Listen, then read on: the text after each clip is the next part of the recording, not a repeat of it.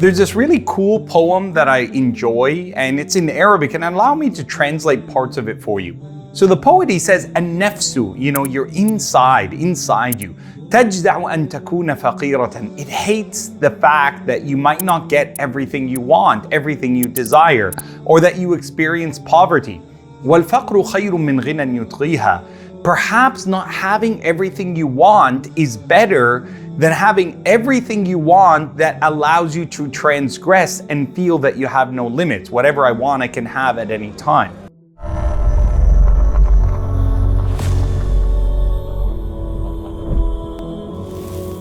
He goes on to say, وَغِنَى النُّفُوسِ هُوَ الْكَفَاء.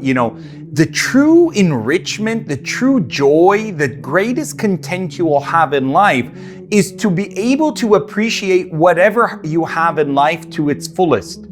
فَإِنْ أَبَتْ, if you can't train yourself to be appreciative of the large and the small, فَجَمِيعُ مَا لِلدُّنْيَا لَا يَكْفِيهَا, then everything in this world, if it was given to you, you still are going to want more.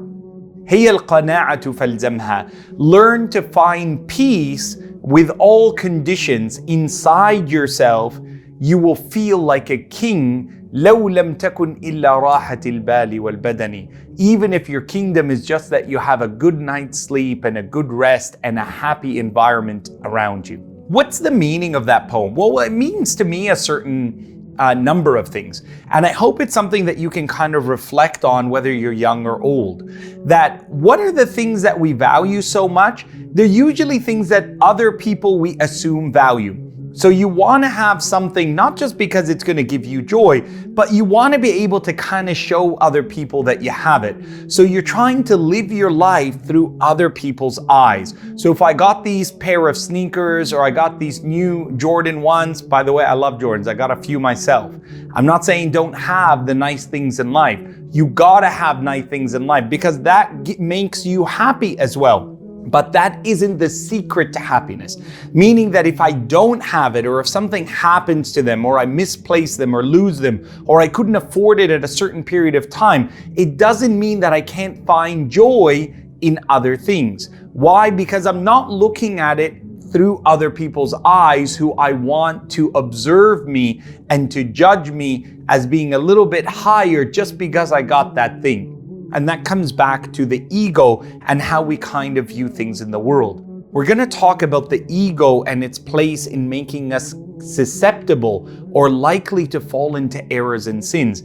Ego is that inside feeling that you have where you may feel jealousy, you may feel pride. How dare they say that about me? You may feel levels of anger, levels of hostility, where you may feel that other people are judging you or other people are looking at you in a way that you don't feel is right. All of those are things that relate to your ego and how you value yourself.